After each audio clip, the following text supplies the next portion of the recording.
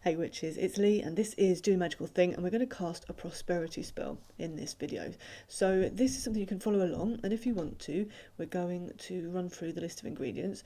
I thought prosperity was a pretty universal concept, and the ingredients that I've gathered together are pretty economic and accessible, so maybe you've got them in a cupboard. If you haven't, they should be easy to find.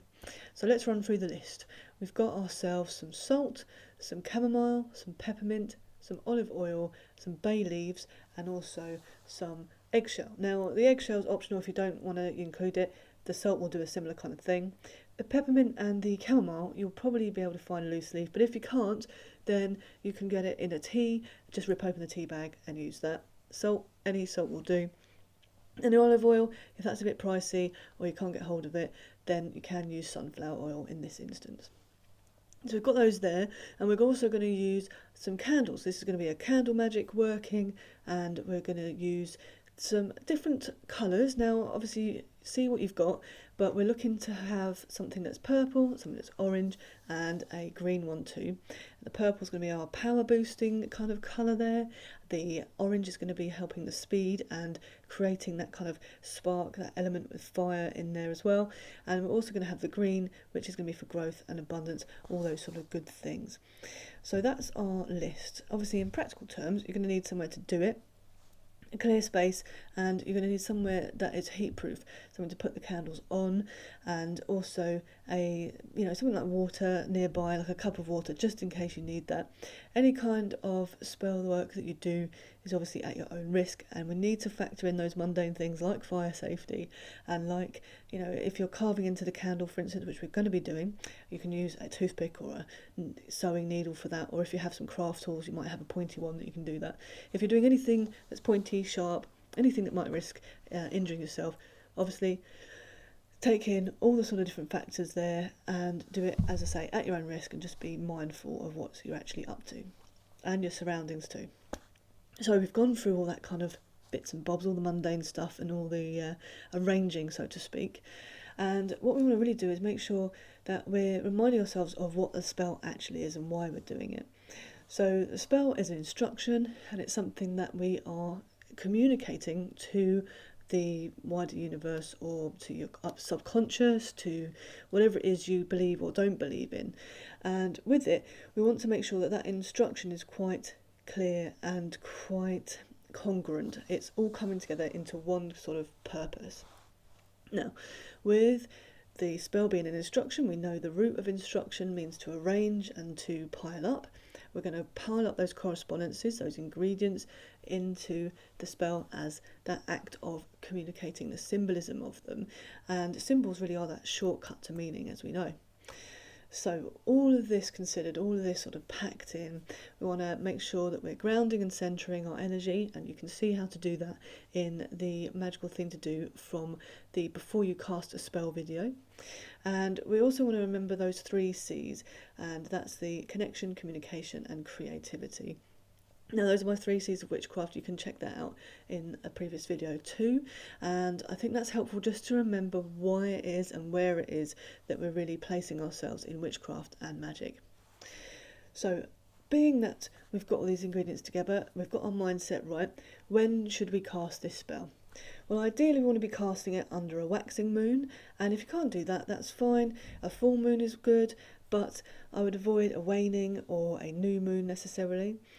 I would say that if you can't do it under those sort of moons, then at least do it on a Sunday.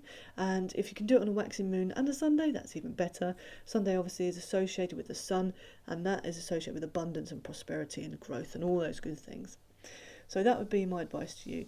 You can incorporate planetary hours into this. Now, planetary hours are essentially a correspondence that says that the day is broken up and the night is broken up into so many hours of the day, and that you have a planet essentially assigned to each one. It starts with whatever ruling planet it is for that day. So if it was Tuesday, it would be Mars, and then it would go in through the different planets. That's quite a specific detail, but if you wanted to do planetary hours, you certainly could. And again, you could use the hour of the sun, or you could use something like Mars, because that would be helpful for its kind of forceful energy going out there and seeking everything there. Some people also use Jupiter for this too, so have a little look at the planetary correspondences and see if you want to incorporate those two. What I've found is it's worth thinking about spellcasting as the word cast itself, because cast means to form in a mould, and it also means to throw. And so I often think about the time of the week, the day, the whatever it is that I'm doing, whatever planets or elements or anything that I'm incorporating, as helping to form a really detailed, really clear-cut mould that I can then cast my spell into and out towards the universe, or whatever it is you do or don't believe in. Maybe it's your subconscious. So when we're casting this spell, we then know from that clear-cut form that it's really very much what we want and what we have intended it, because we've put in that solid action. And that's why I don't think that spell work is just intent. It has to be well formed, well thought out, and well delivered. So we're going to look at the spell's journey, and we're also going to look at the spell itself. We've done the magical theory, let's do the magical thing. Okay, witches, here's our magical thing to do. So we know we're casting our spell and that spells can be considered to be an instruction, but you can also think of them as a story with a beginning, a middle and an end. And they also have a forward and an afterward. And these are important symbolically in terms of that wording, the forward and the afterward, because they are before the magic words and after the magic words as well. At the forward stage, on our little magical journey, if you like, we're looking at gathering all our things together. We're thinking about what tools we might need, what ingredients, what sort of astrological symbols or signs or planets or anything like that that we want to incorporate, whether it's a zodiac or a particular planet. What time of day might we be casting this? Where are we casting it? And once we've gathered all that information together, we can then move on to the beginning of our spell. And the beginning of the spell is really an arranging stage. So we've gathered everything up here, we're arranging it now, and we're thinking about what elements are we going to incorporate or not, how are we going to represent those, are we going to represent them with glyphs or with sigils, are we going to represent them quite literally with water, in a cup, or whatever element it is you're representing. What are we doing to cleanse the space? Are we using physical tools? About sound? And with the tools that we have, are they close to hand? We don't want to be jumping in and out of our magical space because we've forgotten something. Now, at this stage as well, we want to be looking at grounding and centering. And in the video before you cast a spell, at the end of that, the magical thing to do on that is a sort of exercise on centering and grounding. So check that out if you haven't already. But really, this is the stage to ground in and then draw that energy up and centre it. And as I've said before, I centre into my hands, and this is also an opportunity to invoke anything in terms of celestial bodies or ancestors or whatever it is, invoking that literally into your sort of magic or, anything that you're using to cast magic, your hands or whatever it is you use to cast with.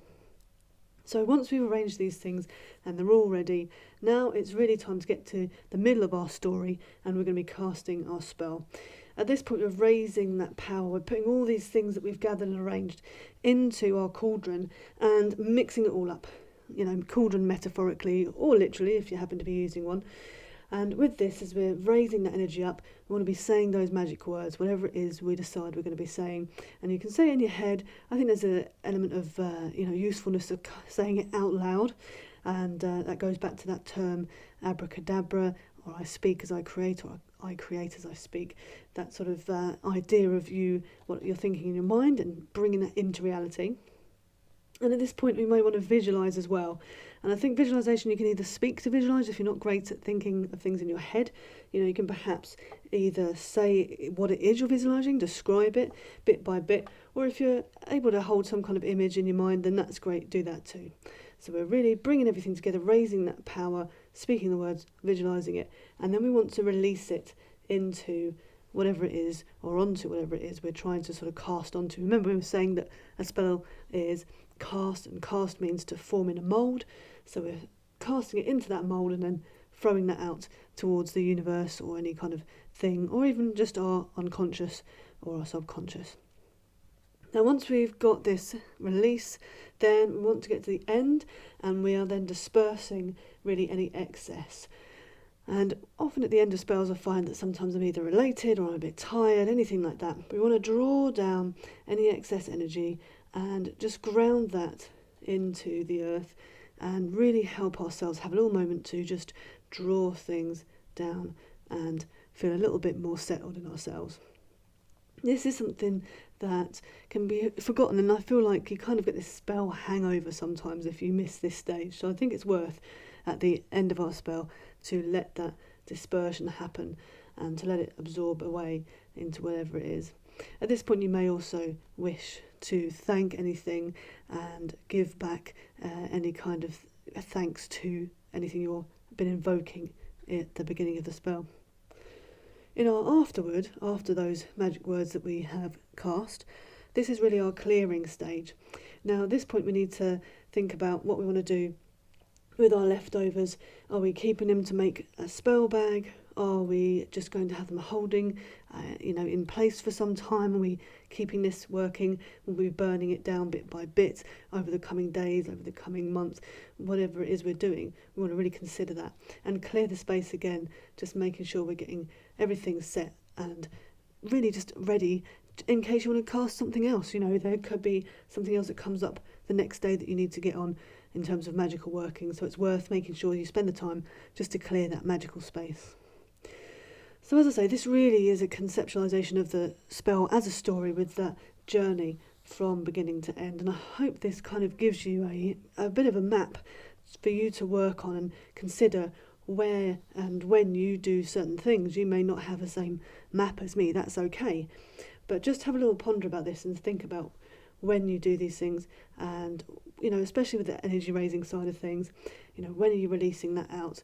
What is that kind of process for you? So that is the spell as a story.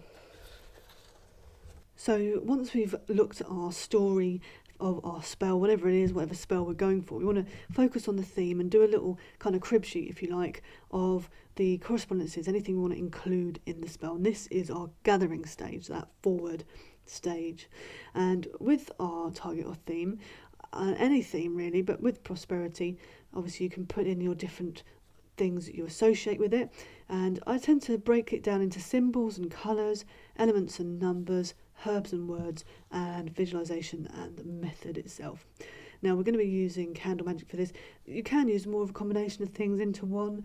Perhaps a lot of folks do money bowls, and some people use different talismans and things. But generally you'll find yourself doing a mixture of methods, but maybe you have one particular one in mind. If it was a visualization, perhaps you do that as part of a meditation. If it's an invocation, maybe you do that on a particular day, Sunday or Thursday, days associated with wealth, if you're invoking the kind of celestial bodies associated with that. Speaking of celestial bodies, let's go to our symbols. Well, we're looking at the sun for prosperity, and things like increase and any kind of currency symbols as well. With colours, we're thinking yellow, gold and orange, all those kind of symbols associated with the sun itself, fire, transformation, increase, any kind of speed as well. With the green, we're thinking of growth, and with purple, we're thinking of power. I tend to like to include purple in most of my workings. I love the colour itself, but also there's a historical relevance because in the past it was mainly a colour that only the wealthy could have access to, and so in this instance it works quite well for our theme. On those elements, we're kind of closely linked to colour. Fire, obviously, as I say, creative and transformative, and earth is where we really plant the seeds of whatever it is we're trying to grow, and we tend to it, and we then reap it or harvest it once it's time. With numbers, not everyone includes numbers or numerology in their workings. It's obviously a personal preference. I think of 3 in this instance because normally that is the result of something added to something else equals, and that is that sort of 3 number there. With 5, I think of the elements, and that really gives me a sense of grounding and connection to everything. And with 1, in this instance, we're thinking about sort of victory and the rewards that come with that, but also we're thinking of what we can create, and ourselves is represented in this really. With our herbs, we're thinking of mint. Quite literally, mint is a pretty voracious and abundant plant once it gets going. And we're thinking of olive oil for its associations with the sun. It was historically used as a sort of as a blessing, and also very much in terms of light associations. With bay, we're thinking of victory. We're thinking of those wreaths that used to be worn by victors and such like. And with words, we might be thinking about what we're trying to say. And with these words, we can create some kind of incantation or chant. And for me, prosperity is the key. It has quite a nice ending to it in terms of its sound. And I want it to come easily, because we don't want this to come via, someone passing on and leaving us something, because we don't want to lose any loved ones. We don't want to have it coming from an extra shift at work necessarily, because we want to be getting this without hardship or extra kind of effort on our part other than the spell itself. So really what we're thinking is we want that ease. So prosperity comes easily. It's something that rhymes. It's something that is quite a good flowing sort of word to repeat if you wanted to repeat it. And these chants or these incantations can also be etched onto your candles as well. When it comes to the words part of it, obviously we know when it comes to our casting of our spell, we might be using those magical words, and we want to visualise something. And as I say, if you want to speak to visualise, that's absolutely fine. Perhaps you're thinking of piles of money. Maybe you're thinking of your bank account increasing massively. Maybe you're thinking of little shoots from plants that are then growing into something. If it's wealth, if you're quite materially based, then maybe you're thinking of all the new things that you're going to get and have. And if you're thinking in general of increase in success, perhaps you're thinking of the applause that normally comes with that, with the rising up, with the increase. And as I say, with methods, really choosing whatever it is you want to do and incorporate and create this spell to become. This is sort of what you really are casting, essentially. So with all of this, you now have a good idea of what it is you're doing, and we can get to the point where we're bringing all those materials together. Okay, so we've thought about our spell journey, we've thought about what we need, and now we've gathered it together. Ideally we'll have cleansed this space beforehand, made sure it's nice and clean, and then brought these to the fore. We've got our salt and eggshell powder, we've got our olive oil and peppermint, our chamomile, our bay leaves, and our candles. We've also got something to carve the candles with, somewhere to put that so it's safe, and also we've got some water nearby, not only if we need a drink, but in case we need to put out those candles. And we've also got our matches too. More mundanely, again, I've got some paper here just for me, some kitchen paper just to wipe my hands on once I've dressed the candles, and that's really going to be our process. So we've got this all gathered together. Let's see how we're going to arrange it as our spell. Okay, so I've got my representation of the elements. This is optional, you don't have to include this. And around this, I'm going to be putting my salt. Now this is that kind of stage where you can either sort of ground before you do this or afterwards. I tend to like to ground really after I've got everything in place, and I find, to be honest with you, I find the process can be quite grounding in itself. And I'm just making this little salt circle here to protect the working. I generally like to leave my workings out for at least overnight. Obviously nothing's still lit, but just have it in place. If you're fortunate enough to be able to do that, that's great. Obviously if you can't leave it out, that's fine. Put it away or dispose of it however you want to do that. Now plain old table salt is fine. I tend to get a bit bougie or a bit snobby with my salt. I do like to have a sea salt because it helps to represent water and earth in there too. But also I like this one. This is a smoked sea salt. They're just some smoked flakes, and these are obviously helping us to incorporate the fire element too, so I think that's quite handy really. So let's get ourselves just a little neatened up here and there. And then what I'm going to do at the points is just add just that little bit of eggshell powder. And eggshell powder really, as I say, quite simple to make. If you use eggs, I mean, I tend to have eggs in my diet. If you don't, that's fine, just stick with the salt. But you can clean them out. I generally use boiling water to clean the shells and pick off anything inside them that's left. I'll then put them on a tray in the oven and cook them on a low heat, very much a low heat, for about half hour, and then I'll crush them up in a pestle and mortar. And with these, I'm just going to pour a little bit at each point. And this really, eggshells are, obviously from their own symbolism, they are, and their own literal use, are something that we use for protection. And this for me is a bit of a kind of homage to the house as well. I tend to use eggshell powder in house protection too. So we've got our protective outer barrier here with our eggshell and salt, and I've added in some chamomile too, and this is within the barrier because we were trying to contain and maintain the associations of that abundance and prosperity and the sun sort of element there too. So with that within, we've now got all our kind of passive elements in place, and we're moving on to the active spell ingredients like our candles and our bay leaves. Now at this point, you might want to hold the items in your hand and making sure you're centered, project the energy into the item. There's a phrase that I came across from Secrets of the Cauldron, which was bless and empower, and I really like those words. I think they are just so clear cut and exactly what we want to do at this moment. We want to bless these items and empower them to our spell's purpose. So you can simply say, I bless and empower you for the purpose of my spell, or you could say, I bless and empower you for the success of this spell. And that's like so. You can visualise at the same time or just literally push that energy in there. And now we've got our candles in our hand, let's have a little look at our options for carving. With a little needle, I've made some symbols on here. I've done a little monetary symbol and the arrow and the sun as well. All good stuff on here. Let's try and make it a little sharper for you if the camera will behave. And when you're using anything like a needle, just be mindful, that you're not getting too haphazard with that pointy end. Yeah, anything you do spell-wise, safety is key. And so once we've carved this in, we can then dress the candle. I will use some oil. We can put that in the centre there just for a moment.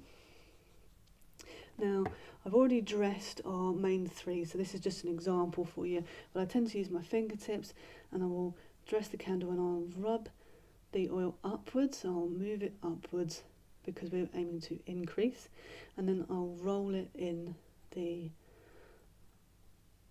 plant matter. This is our peppermint. And we don't want to do too much in terms of the plant matter because it will sputter once it's in place, and this, obviously the plant matter will burn, and so we just want to be cautious of that, hence why we've got some water nearby as well. But that essentially is your dressed candle. Very simple and easy to do. Some people will add more dressing than others, but I think just keeping it simple is good. So we've got that in place and all these items are sort of good to go really. Let's have a look at it in its place with our candlesticks. So we've got all our candles dressed and in place, they're good to go, and the only thing we've really got left is our bay leaves. So with the bay leaves, we've written on there, prosperity comes easily. It's our incantation, and we can say this as we burn it onto with each candle basically. The idea is we're really transforming this earth element with the fire into the air to be communicated out to the universe. Now we've got the written out here, but you could sigilize it or make it into a sigil, and I will go over sigils in another video. And if this prosperity spell is for you, on the back of it just put your name or your signature. If it's for somebody else, put it theirs, and if it's for, say, a charity or something, an organisation like that, you could put their name on there as well. So let's get casting our magical spell.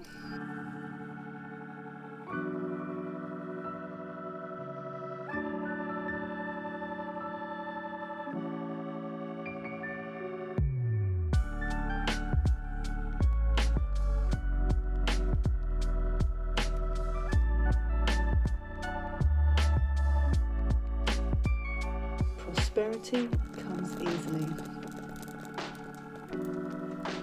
Prosperity comes easily. Prosperity comes easily.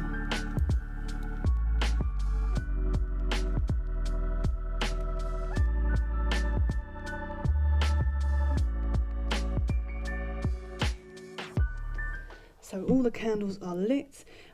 Anything we've burnt is on our heat-proof plate here, and we can say our phrase, our incantation. Prosperity comes easily. Prosperity comes easily.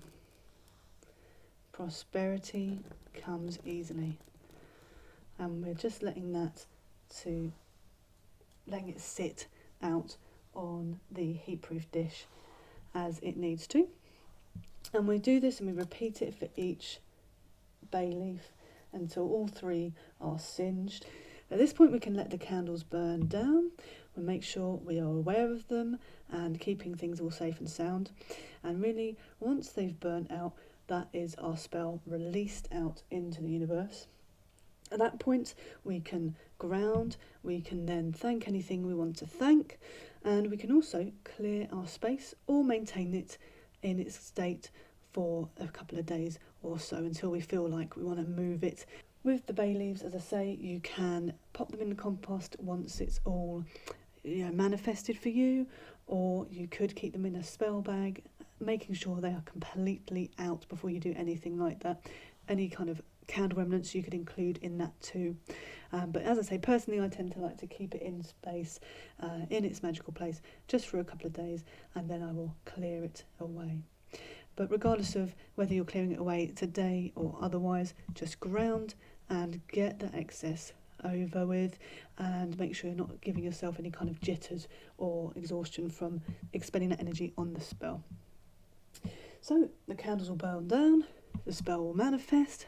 Let me know how you get on with your version of your prosperity spell. Did you mix anything up? What happened? Seek out things that you may not immediately, recognise as prosperity. I did a spell similar to this before, and my prosperity came and manifested in the form of a huge increase of likes on my Facebook page. I've had some change. I used to keep finding coins all over the shop, and more recently when I did a spell of prosperity, it ended up with quite a helpful financial boost from a investment I have. So yeah, see how you go with it. The real thing, as I say, is just that focus, and when you're burning, the incantation there as well. Say it in your head, say it aloud, and just get in and experiment. Don't worry if things go a bit skew with. Don't worry if it's not exact, if you stumble over your words, that really doesn't matter. The key is just giving it a go and doing the magical thing. Health and wealth.